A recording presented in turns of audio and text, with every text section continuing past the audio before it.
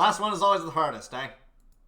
Bruins lose 2-1 in overtime to the Toronto Maple Leafs. The series is now 3-2 Boston Bruins. Welcome back down into the den, everybody. And honestly, what a shitty game. What a shitty game. Leafs, I'm not really going to give too much shit here. The only thing I'll say is, man, that power play is still terrible. Well, but Bruins, what the hell is wrong with you? What the hell? What the hell, guys? Now people are talking. People are always talking. People are talking about McAvoy, Grizzlick. How about it's not just McAvoy? It's not just Grizzlick. Grizzlick, by the way, back in the lineup this game, and filling in for Shattenkirk. And my God, I do not want Grizzlick back in the lineup. And my God, I do not want Grizzlick back in the lineup. I thought that I wanted him back in the lineup last year over Forbort, but that's because you could probably put in a freaking bowling ball over Derek Forbort, and they'd play a heavier defense and have fewer holes. Yes, I stole that one right from Steve Dangle. Thank you very much. Regardless, people are putting their attention squarely on Grizzlick and McAvoy. Put it on the entire team for being physically incapable of clearing the puck out of their own zone in the entire first period. You guys let Jake McCabe score on you. What the hell?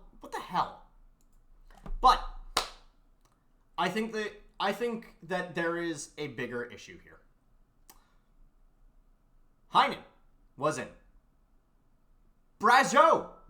Justin Brazeau making his first appearance in quite a while. Beecher got the bench. That might have proved to be the problem. And by that I mean benching Beecher. Now, does Johnny Beecher provide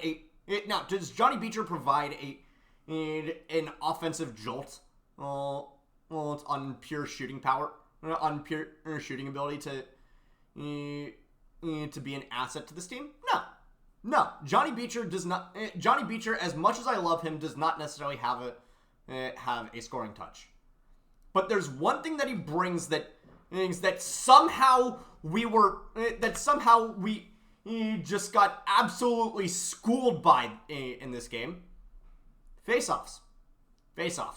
Johnny Beecher is one of our best guys that is at the dot. We allowed Max Domi to win 10 straight before Zaka finally ripped one from him.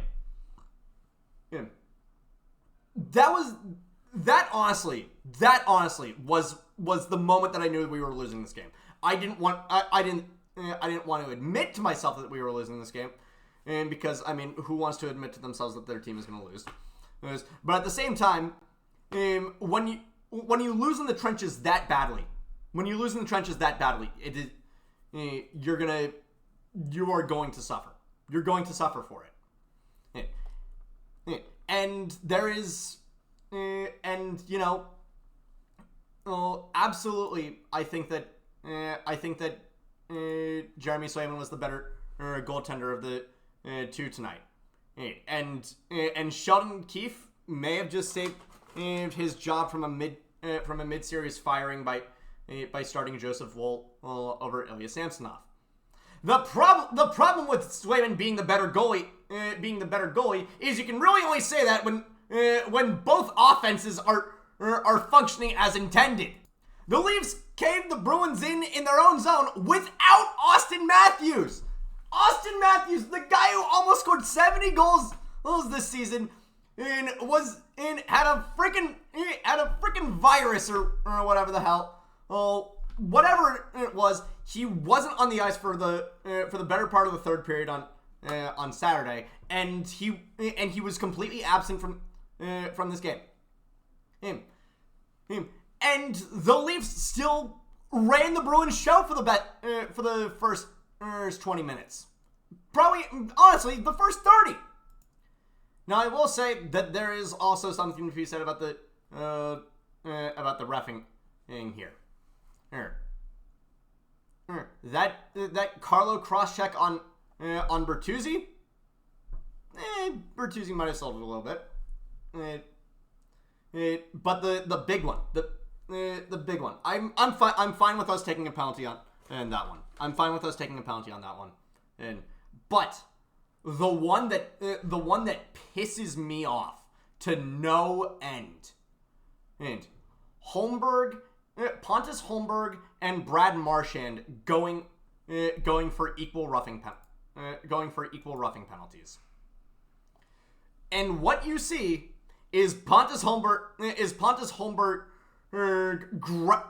just clinging on for dear life on Marchand's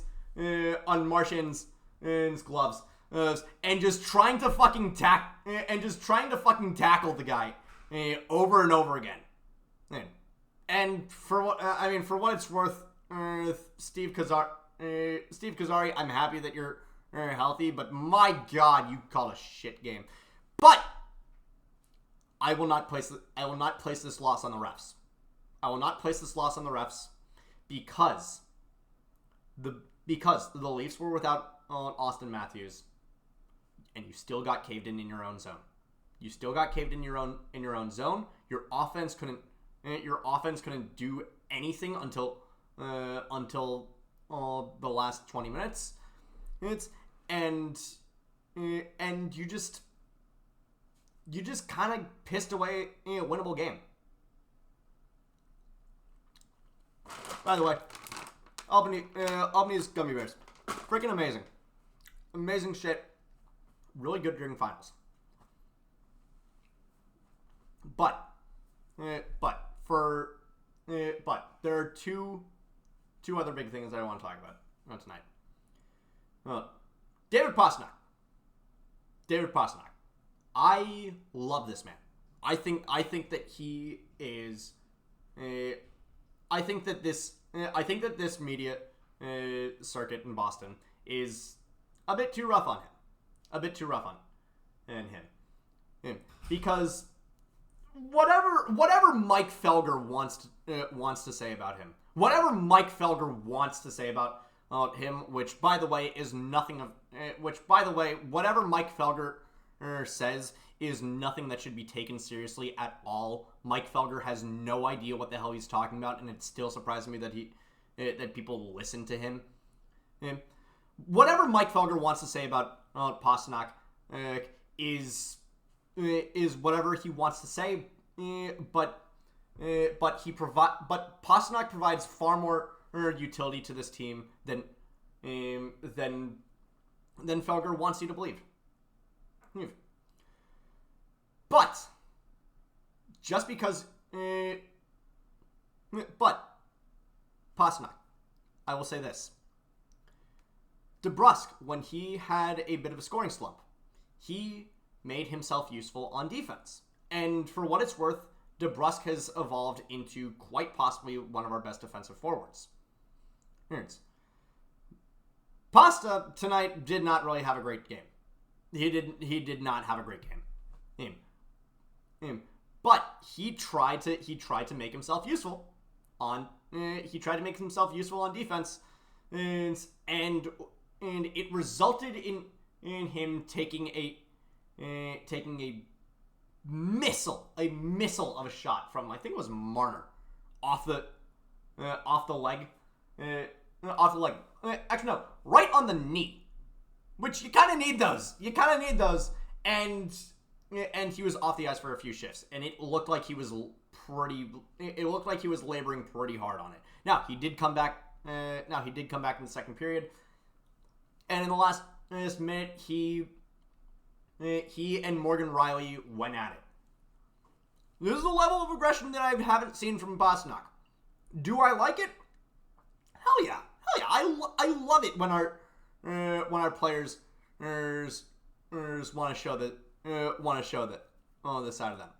But I don't think that it's productive. Because it isn't. Because it isn't. Because in another Steve Kazari masterclass, this ended up being two penalties on the Bruins and one on the Leafs. Even though it was not just Joel Edmondson in roughing him up, it was also Morgan Riley.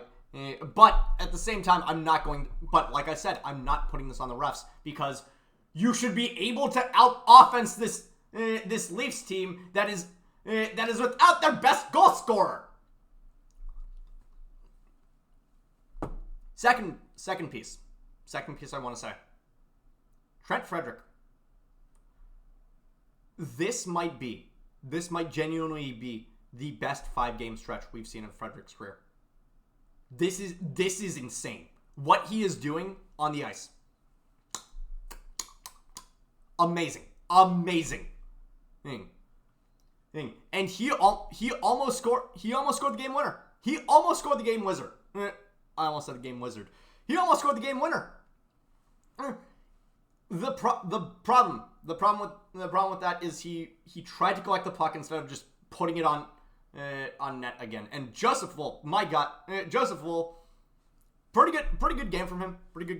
I'm not gonna take that away from him. He played pretty well. But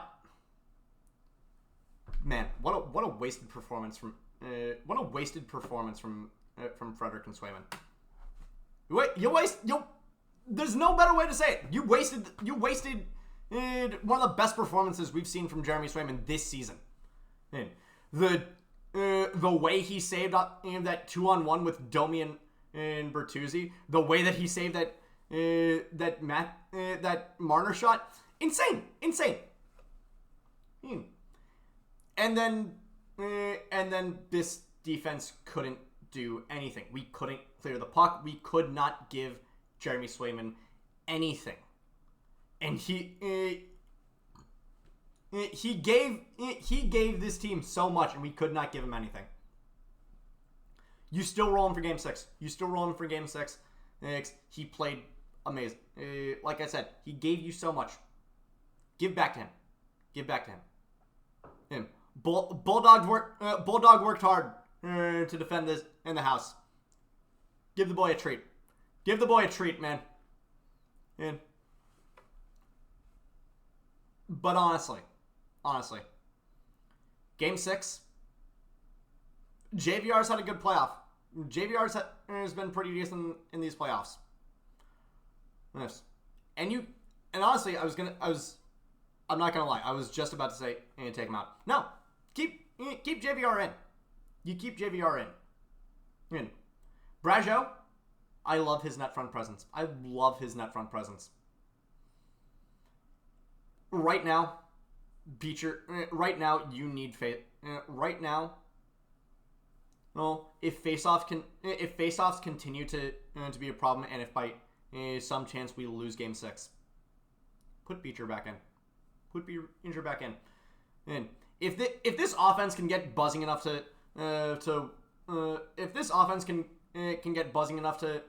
Brageau to actually be able to flaunt his net front presence, and which by the way, the dude almost had a breakaway and then was completely stymied by Jake McCabe. There was no way he was gonna score on that one. Let's be real. There was no way in hell that he was gonna be able to score on that breakaway. No, he was. But if Brageau cannot, if our offense cannot get going enough because we can't corral the puck at the dot. If we can't win on that simple thing, go beat your Game 7. And I pray that we don't need to go to 7. But you always got to prepare for the worst. You always got to prepare for the worst. And for what it's worth, I think we can still win this in 6. Next.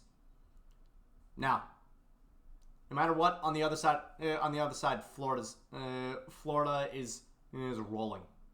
Florida is rolling. They just killed Tampa in 5. If you win, you get a good chance to exercise your demons. If you lose, well,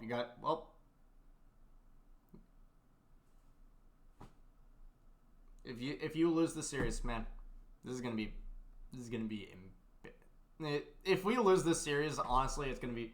We are not gonna hear the end of this, and I swear to God, the fact that this is the 1 year anniversary of losing to Florida in Game 7 last year, man, that is going to be a tough pill to swallow. But I have faith. I don't care what you guys want me to believe. If you don't think that we can do this, if you don't believe in this fucking crest, take it off. I don't hang this shit on my wall to be. I don't hang this shit on my wall to lose faith in this shit.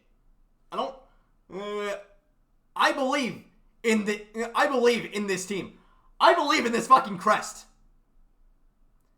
And if you're gonna be doomer because we lost Game 5, rip it off, chuck it in the garbage. You're not out of it. You're not out of it until you're out of it. And I mean,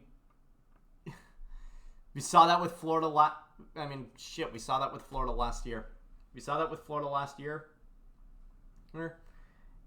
But hey, you're not out of it until you're out of it is how we won the cup. It's how we won the cup. Three of a 4 series went to 7. They went down to the wire, and we came out of it alive. Game on. Thank you all, and that's gonna be it for tonight. Thank you all so much for watching. I will see you guys in the next one. Take care.